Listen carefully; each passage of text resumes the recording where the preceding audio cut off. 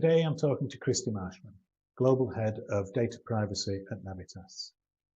I've known Kristie for over a year now, when Navitas decided to implement ProvePrivacy to assist them with their data breach procedures.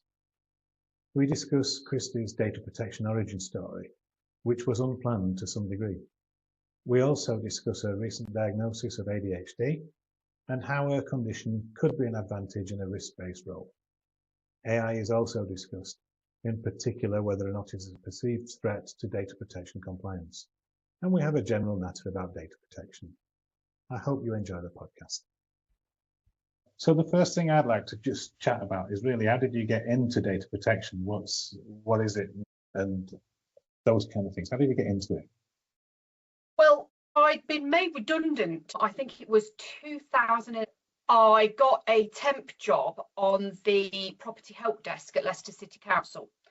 And I think I did that for about 6 months, but it was only temporary. And I'd kept my eye on the vacancies within Leicester City Council. And this job came up, and I think it was something, it wasn't data protection, but it was a data related role within data protection, within that team, the information governance team.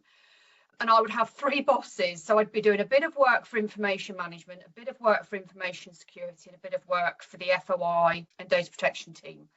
And I got that job, and I'd never done anything like that before. I'd never done anything with data. My sort of history up until that point had been office manager, working in companies that did things with engineers. So I was one of the people who sit on the desk, send engineers out on jobs to fix whatever it was that company made.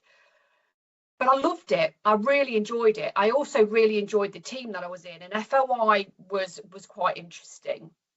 But I really liked the data protection side. And I think within about a year, we went through a review because we were in the middle of austerity at that point in the country.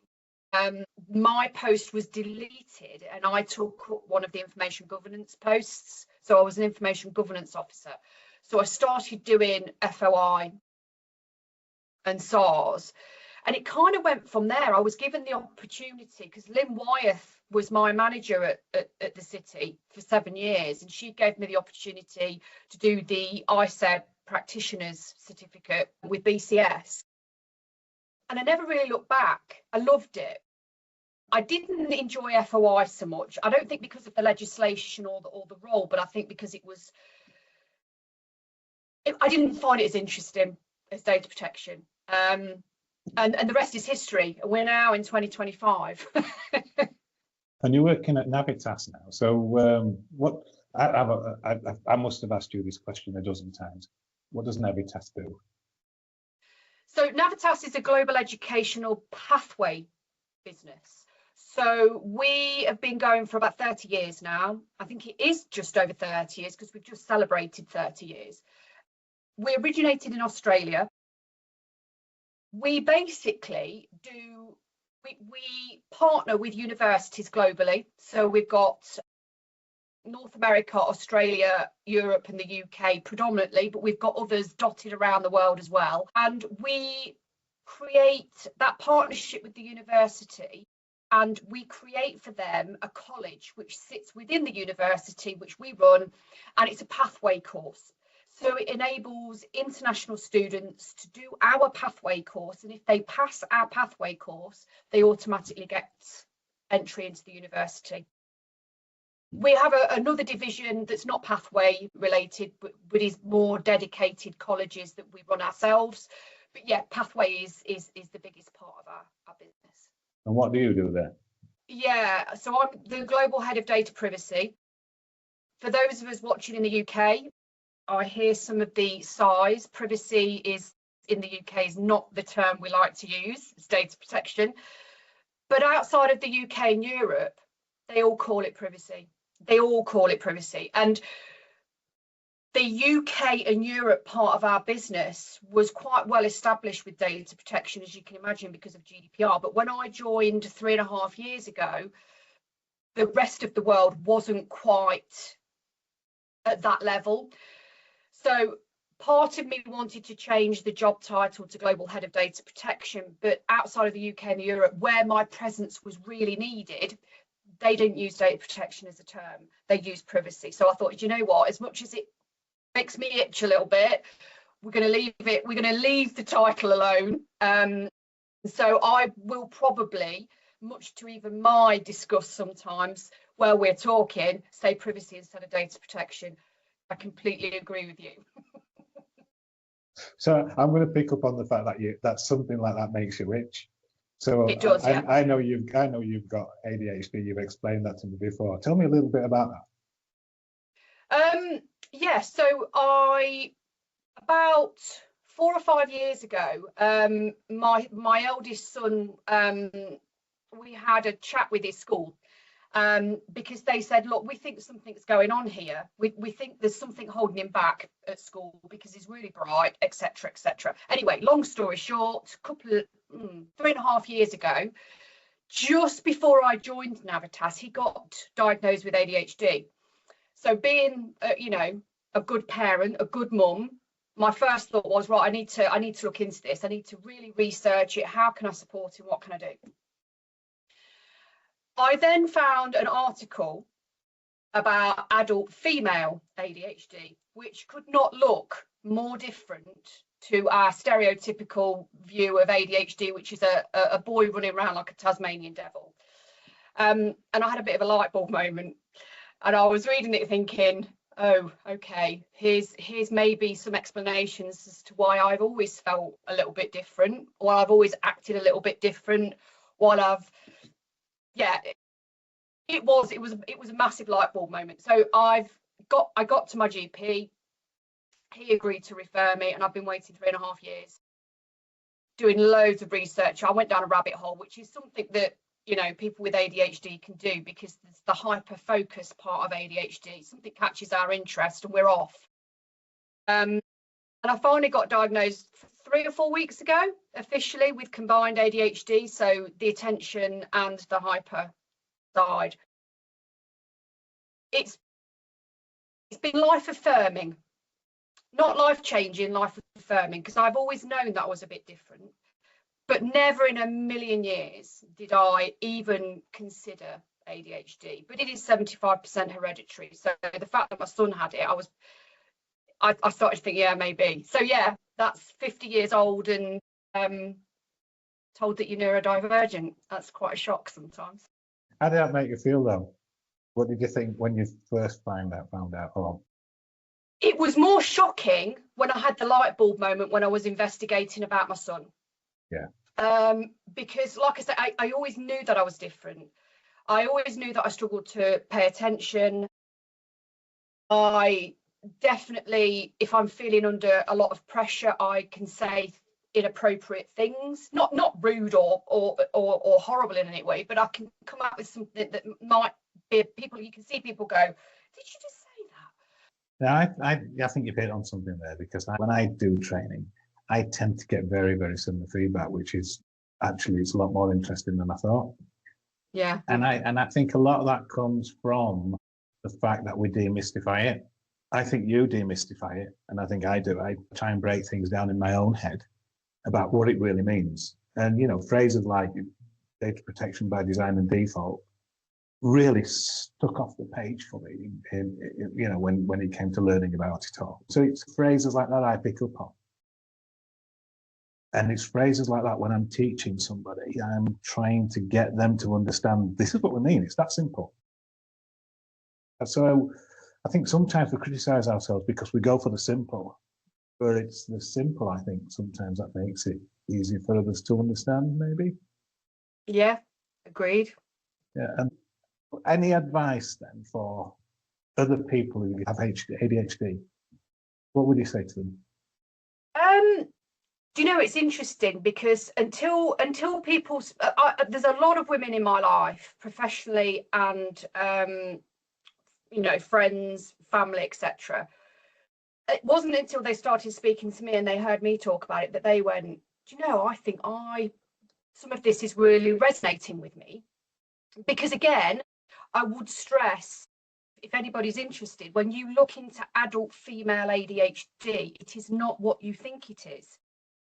yes, there's some commonalities. Yes, there's the obvious, but there's a lot. It's the iceberg again, the little peak at the top. Most of it's underneath. I was very surprised when I first started looking into it.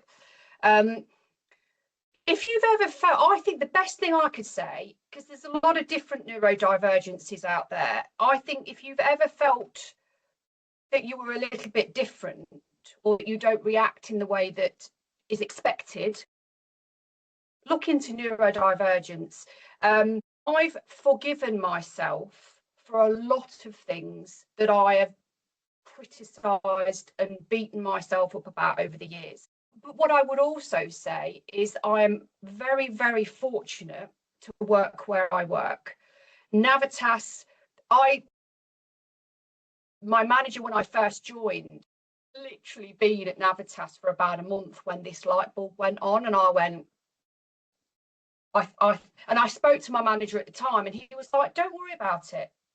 It's absolutely fine. You go off and do what you need to do. If you need any support, you let me know. He's now left the business. I've got another manager now reporting to General Counsel. I also run the Navitas Neurodivergence Network. All of this, personally and the network, Navitas has been nothing but supportive, empathetic, and quite frankly, amazing. So, you know, it's easy for me to say that this has been a really lovely journey, because the most important part of, you know, apart from my family, the most important part of my life is my career, my profession, and my passion for data protection. And Navitas have supported that. That's not going to be the same for everybody, you know. So it's easy for me to sit here and say it's been wonderful, because it has, because I've been supported. But you know what? Google is your friend. The place that I went to when I first suspected was, obviously being in the UK, I went to the NHS. So I went to their website and I started reading up there. That was a great start. But most neurodivergencies will have some kind of charity source that you can go to, depending on what your traits might be. Go and have a look at the official charity, or, you know, that sort of support network that you can find on the internet. Don't go down a rabbit hole and start reading obscure stuff, because that won't help you. But recognise charities or the NHS are a really good starting place. And do you know what? Whether you tell work or not, whether you tell people or not, whether you get diagnosed or not, understanding yourself, that self-awareness, is the best thing that people can do for themselves, I'd say. I'm of the opinion that our differences make us stronger. I know that sounds a bit twee. You don't want a team of people who are exactly the same. Get that. You're just never going to grow as an organisation. That's always been my view. Where do you think it works for you in your job? There's a lot of ways that it works. There's a lot of ways that it doesn't work. It's not all a bed of roses. Places where I excel: GDPR, data protection as a whole, and obviously I'm in a global role now, so I've got, you know, I look at all sorts of global legislation around data protection. Is that I have, with ADHD, I have an interest-based nervous system. So if I'm not interested in something, my brain goes, forget it, we're not doing it. But I was always interested in data protection. My brain loved it from day one, and therefore I'm able to concentrate and really delve into it. I love getting into the nitty-gritty. I love some of the JISC mail emails that you can read where people really pick the legislation apart. I find that really interesting. The fact that I'm a friendly face. You know, people will hear my title, and let's be honest, we're one of the most feared people in their business, aren't we? You know, for those that don't understand data protection, you know, your DPO or your head of data protection, nobody wants a call with that person. Not until they know who they are and they know how they work. But they often come on a call with me and I'm like, don't worry, we'll sort it. You know, I don't know how everybody else in the business feels, but I think I've been doing data protection now for 16 years. I think I've said a categorical, it cannot be done 6-7 times, because there's a way. It might not be the way the business wants it to go, but there is a way to achieve it. And one of the positives of ADHD is we are incredibly creative. Now, I haven't got an artistic bone in my body. I can't draw, I can't sing, I can't do anything artistic. But what I can do is get really creative with problem solving. Yeah. So some of the things that I'll put in place, or the fixes or the workarounds, etc., they're always completely lawful, completely above board, but I'll find a way. And people appreciate that. So what's your work-wise, what are your biggest challenges then? People with ADHD, especially women, suffer with something called rejection sensitive dysphoria, RSD for short.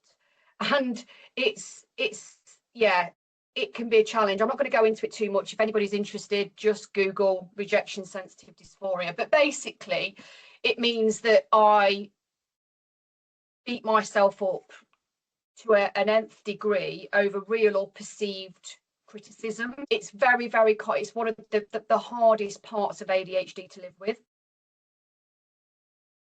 So that can be hard because, of course, you know, if you're going to somebody in the business and going, look, I can help you with this, but we are going to have to change your approach, they don't take it well sometimes.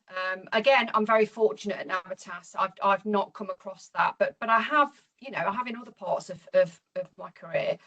That can be really, really challenging.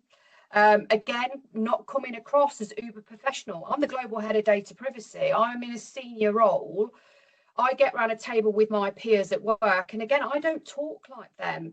I don't act like them. And that, when you get that self-awareness, that can start to become very apparent to you as a person. So yeah, there's a lot of challenges. Or I might be policy writing. My brain doesn't find policy writing interesting. So that's a real challenge to get done. Yeah. I sometimes think, you know, clearly I don't have the same issue as you have, but I sometimes think that kind of approach where you're criticizing yourself, and I think without that, you kind of stagnate in your job. I think you've got to reflect and understand how things are around you and solve the problems for yourself. That's probably why you are the global head of data privacy, because you've probably done it all your life and then improved on yourself. So, you know, yeah, certainly a way forward, isn't it? So, in terms of data protection, then, what are the biggest challenges you think for data protection people? I guess that depends whether we're talking generally or for Navitas. I think there's some crossover. Do you know, I want to go to, my first instinct is to talk about AI, but actually, I don't think that is the biggest challenge. I think it's a challenge on resource, but I don't think it's the biggest data protection challenge that I face, or that we as a group face. I've always taken a really practical approach to AI and just gone, I'm going to apply the GDPR to it. I think resource-wise, it certainly adds another element to the pot, I guess, of you know, I doubt anybody that watches this will have too many people in their data protection team. So you know, it is a resource stretcher. I think it's the same old. It's awareness. It's human error. It's getting across to people the basics so that they don't make the mistakes, they don't risk the business, and that will always be a challenge. I think it will always be a challenge. You know, those of us that want to get close to, if not 100% training stats throughout the business of completed training, you know, we bang that drum over and over. I don't think I've ever got to 100%. I did get very close in a previous role where the board agreed with me and we turned off people's IT accounts if they didn't do it. And the first year, quite a few people tested that boundary and found out we weren't bluffing, and we turned their IT accounts off. I know a lot of companies have taken that track. The second year we did it, I think 1 or 2 people, and they were new starters, Everybody else did it, and it was never a problem after that point. But I understand businesses are reluctant to do it.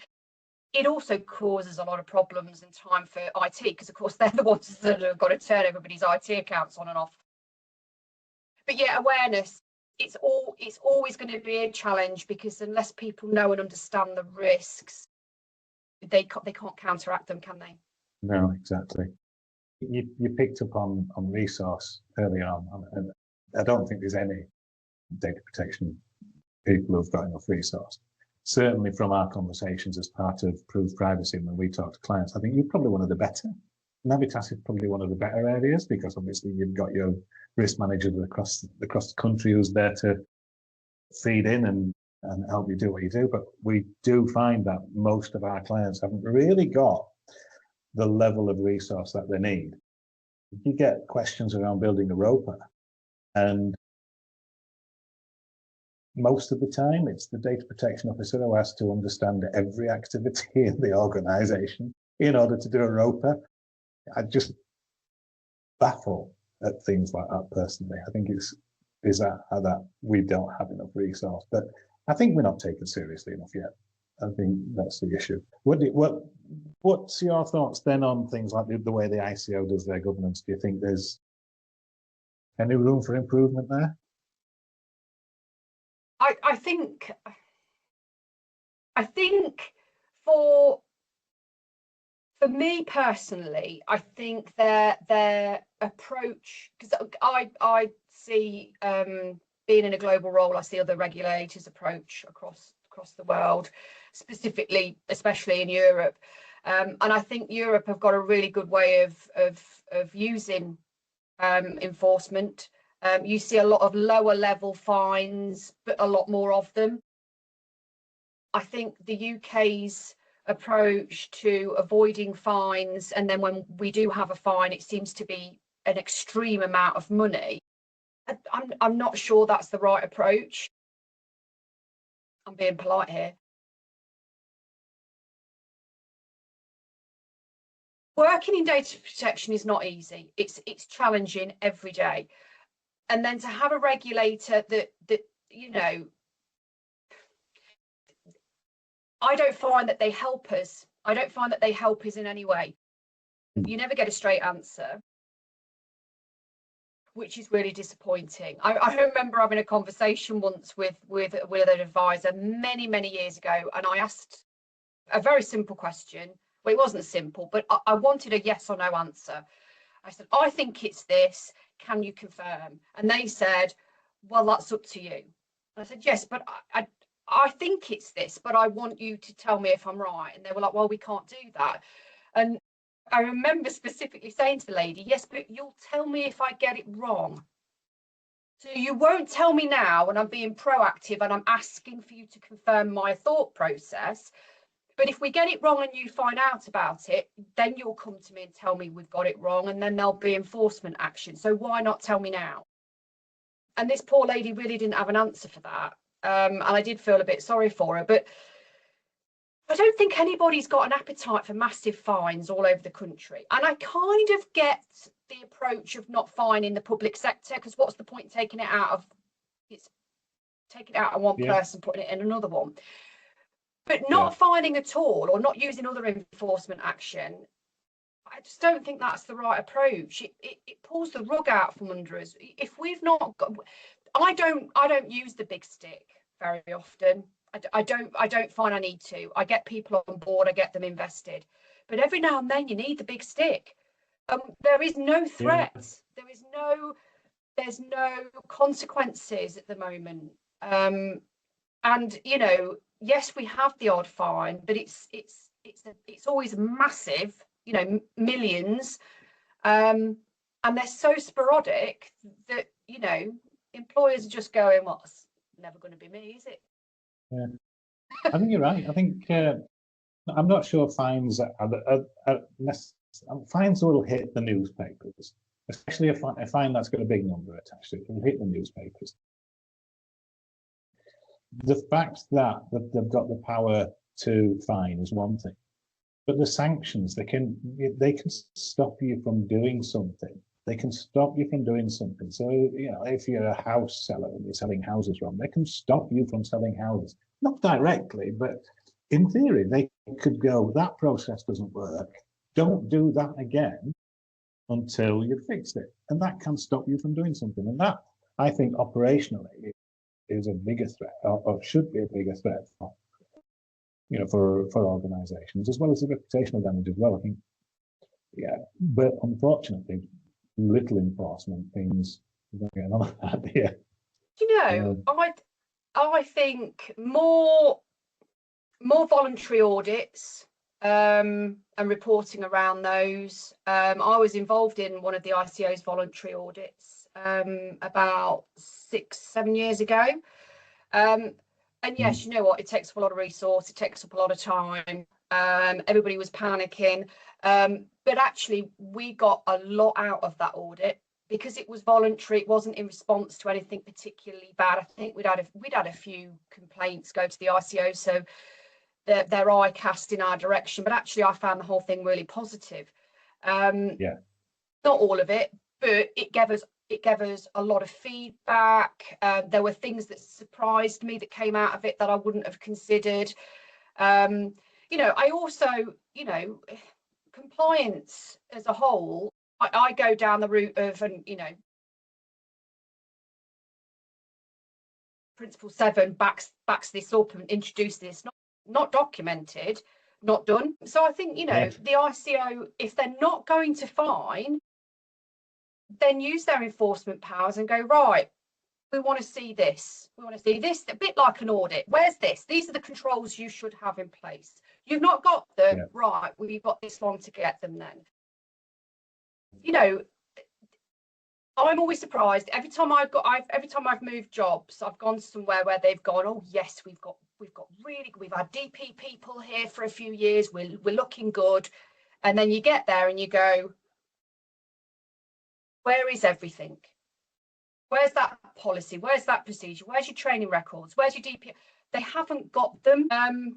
And that always surprises me because I'm like, well, under the GDPR, obviously, we've got the accountability principle anyway, but how are you recording anything? How are you recording your controls? And if the ICO, I think, use their powers around checking documentation and controls a bit more, I think that would also help, because it's not a big stick, but it does force a business to put those controls in place. And it's not until you actually do them that you realise the value, as does the rest of what we do. We get it in data protection, but the rest of the business as well.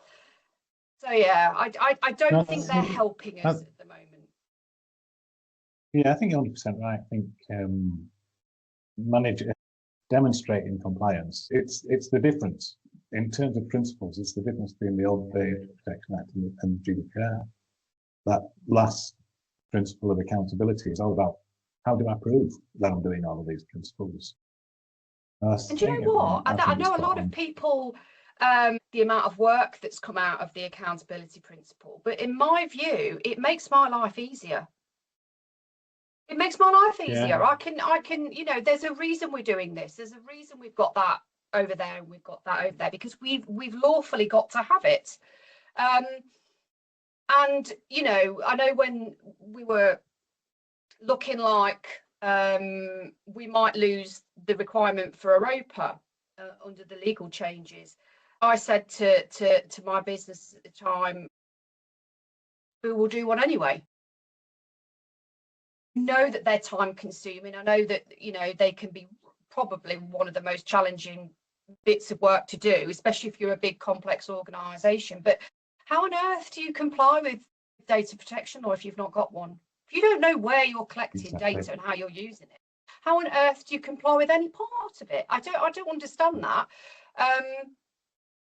But yeah, sorry, I've rambled on. That's an ADHD thing. No, but I think you're absolutely right. If you haven't got a ROPA, or if you haven't got a series of privacy impact assessments, even if you don't know what activities you're undertaking, you don't know where the risks are, how can you manage your risks?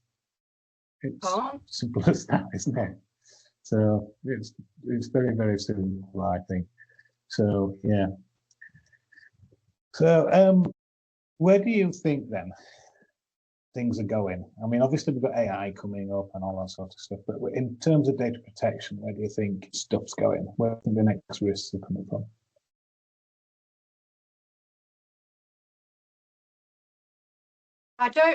To be honest with you, I don't know. It's a good question, because I don't tend to look at data protection as where's the next risk coming from.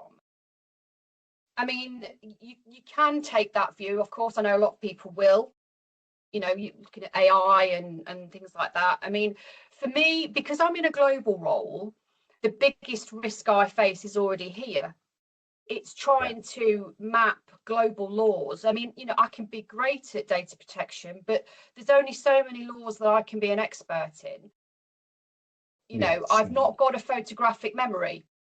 What I have got is a really good knowledge of GDPR, and then I'm able to look at other data protection laws and go, yes, see that I get what they're doing there, because I already understand, because they are very similar.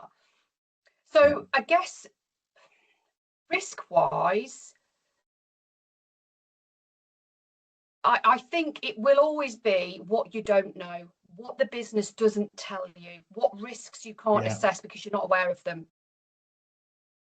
And that jumps straight back into awareness and training, getting people to understand that you're not here just to annoy them and just to give them extra work, but to assist them. And you know what? I think AI potentially will be a really positive influence on us going forwards, because it adds an element of risk that I think the business will understand.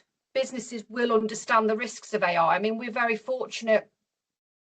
Again, I know we're not in Europe anymore, but the AI Act that Europe has that's had an impact on my role, because we at Navitas, we adopted the GDPR as the gold standard across the board. Again, you can't be an expert in every single privacy law. We will probably do something similar with AI legislation. We'll pick the one that seems to be the gold standard. But what it does is, AI is a massive help to people if used responsibly and ethically. It's going to be the future, isn't it? I don't think, whether you agree with it or not, that it's going to change, and people will understand the importance of privacy and data protection, because I think AI will bring that to the fore. I think it'll bring it to everybody's attention in a way that actually this is not just something that's going to benefit the business, your AI. It's going to benefit you as an individual, because it could potentially make your life easier. People are always better with change and work when it's a benefit to them, because we're human beings. We've got other things to do. So when somebody goes, you know, you've got to do all that extra work, but actually it's a benefit of you because of this. So I think there might be, I would hope there's a knock-on impact for things like AI, that people start to go, yeah, there is a reason we do the data protection work around that. And that would be my hope.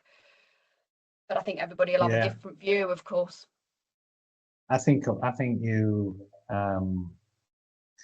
people will start to see, certainly with things like your chat GPTs and your co-pilots, where they're using the public version of it and things like that. I think people will start to see. It's our worst nightmare, isn't it? Don't use the public versions. Yeah, well, the thing is that there's an inherent danger in it, in that obviously using the public version, it gets into the model in some way and kind of regurgitates back to you sometime later. Well, I know that I've been asking ChatGPT questions around coding and things like that, and you know, weeks later I ask a question and it comes back with an answer which is related to something I asked weeks before. The danger of putting something in there which is sensitive, or personal information, or financing, you know, those kind of things. Yeah. I think when people see ChatGPT, etc., reflecting things back to them, they'll start to realize why we shouldn't be putting things into it. So I think there's clearly a danger. I was just going to say, I think for me as well, I'm being very, very careful about how much I learn about AI, because I don't want to be an expert in it. It's not my field. Data protection has massive overlap with it. If you look at the EU's AI Act, there's a real focus on the privacy aspect of it. But I don't want to get bogged down with another area of expertise. I don't need that. I need a basic working knowledge, but then what I do is I trust the IT people and our data people within the business to give me the extra information. And I think that's something else that I've very consciously decided, because I can't, there's only so many things you can be an expert in. I'm sure there's people with bigger brains than me that can potentially do that, and I envy them. But for me, I've got to be really careful as to, you know, do I stay an expert in data protection?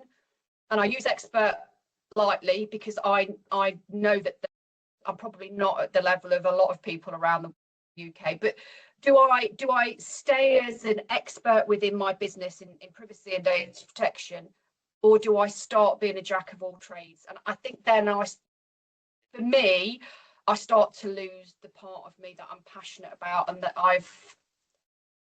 it's taken me years to get to this level. It's not been an accident. It's not been, you know, a few weeks and a course and I've got all this knowledge. So I don't want to start losing it by trying to absorb something as complex as AI on top of it. I agree. I mean, I'm learning a little bit more about it because I'm looking at how ProvePrivacy can start to benefit from it. Not because I'm concerned about the data protection impacts. And I think for me, that's fairly simple to manage as a data protection person. It's about don't chuck a bunch of personal data into a model that can be read up, you know, from outside of your organization, and apply GDPR data protection rules to the logic of why you're doing something. Have I got a right to share this information with ChatGPT, for example? I'm definitely looking into it for what we can do with ProvePrivacy and how we can enhance things within that. And there are options. There are definitely options for us, which don't mean we're even going to be using the large language models which are out there. We can, you know, AI at the end of the day is it's a decision-making process, and if you can code that yourself, then that's what we're going to try and do. At least keep it off playing, guys, as much as you can. So, what would be your tip for anybody in compliance trying to build a stronger culture then after what you've been through?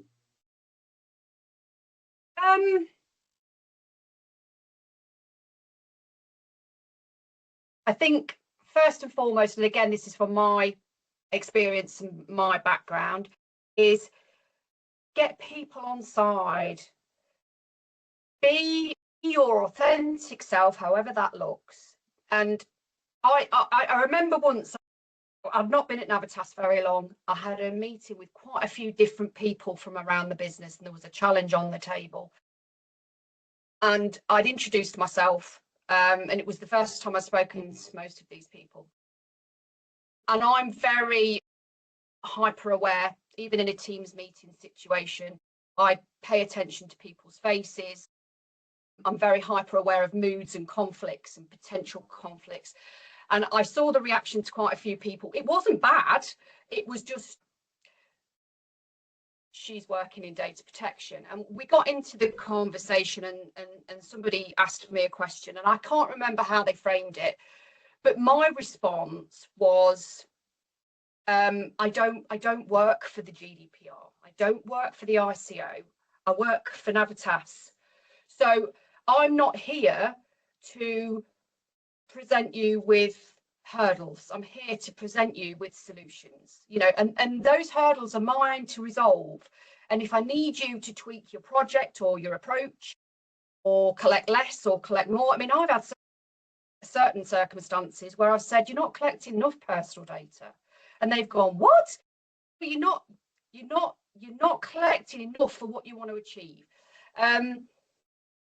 So getting people on side and getting people to trust you by not going, you can't do that straight out the back. And, you know, I'll be presented with a project and I'll hear something and it'll make me twitch and I'll be like, there's a problem there. I call it my spider senses. My spider senses go off and I'm like, I don't know enough, but there's a challenge over there. But I don't say anything straight off the bat. You know, normally if it's that complex, it'd have a DPIA anyway. My approach is, look, don't say anything, don't be negative, collect the information that you need so that you understand the whole project, and then where those hurdles are within privacy data protection legislation, figure them out before you take them back. So it might be that you have to challenge on a particular data set that they want to, I don't know, it's special category data, and I'm looking at it going, well, I can't see the justification. Now I've got the whole project in front of me, so I need to ask the question. And if they don't need it, which I don't think they do 9 times out of 10, then we've removed that hurdle. So that's always my approach. Don't go blundering in and going, well, that's going to be a problem, which I have seen people do. Because then you've not got them on board straight away. Yeah. And tell you one thing I think as well is, and I learned this from my project and program management experience over my career. One thing I've learned is that quite often, as data protection people, what we're trying to do is solve other people's problems, but some of the time they don't even recognise themselves that it's their problem. They think it's our problem because we're the data protection person. This is the data protection problem. You have to deal with it. So I find that one of the best ways that organizations, or that we, if you like, as practitioners can work is get those people in the business to understand that they're the people who own the process. They're the people who own the data. And then actually what tends to happen then is you're going to them and helping them to fix their problem. And you've got the gratitude of them rather than, and it's pretty much what you've said, it's that supportive side of things. It's being supportive with people who've got these problems. No. That's the way I look at it. I think there's a fine line as well, because whilst I completely agree, we've got, you know, those of us that work in data protection, we've got way too much on our plates without taking on things that aren't really ours. But I think this is where experience can be really key as well, because, you know, I've been doing this for 16 years now, and I still learn every day. I still read a JISC mail and go, I've not thought about it like that. And I think that's what makes people good at this. They don't assume they know everything. But what I also have with that 16 years is being involved in a lot of projects and a lot of things where we figured out that last time, or I figured out that 5 years ago or 10 years ago because I was involved in a similar project. So what you then can do, you've not taken the problem on, but you've gone, I fixed this before with a business, this is what we did. And instead of sending them off with a problem, you've kind of fixed it for them already because you knew something that worked. And I think that's your fine line. Do you already know and therefore can present the solution? If you don't, then you need to kind of say, can you go away and look at that? That's the area you need to look at. Those are the sorts of things we need to think about. Come back and let me know what you find. Yeah. So we're capping up now. We've had a good little chat. Anything else you want to cover up? I don't think so. I mean, I'd give a shout out without names to, and she'll know who she is, my first mentor and the person that taught me the passion for data protection. I had 7 years working for her and with her, and I do credit her as being the reason that I am as successful as I am. And she's still one of my fonts of all knowledge. And I guess just keep fighting everybody. This is not an easy job, we know that, but I don't think there's many of us that don't love it anyway. And if you don't love it and you're not passionate about it, you'll never be very good, because you can't, this is not a job where you can just tick a box and do the minimum. And I think that's probably one of the reasons that I love it so much, because you have to put so much of yourself into it, giving that fine line of not draining yourself and, you know, emptying your reserves at the same time. I consider myself very fortunate. I don't think until 2008, when I got that job at the city council, I don't think I thought I would ever have a career, because I was just bumbling from job to job. I didn't leave school with great grades. I know now why, because of the ADHD and that you know, inability to concentrate. So I just assumed that I would just bumble along. But now, you know, I've got this career which I fought tooth and nail for. It wasn't easy, but I love it. Brilliant. Thanks, Kristie. It's been great talking to you. Genuinely. Love it. Please feel free, if anybody wants to get in touch with me and ask me any questions or pick my brains or anything, then I'm happy for you to share my work email address, and I'm more than happy for people to reach out.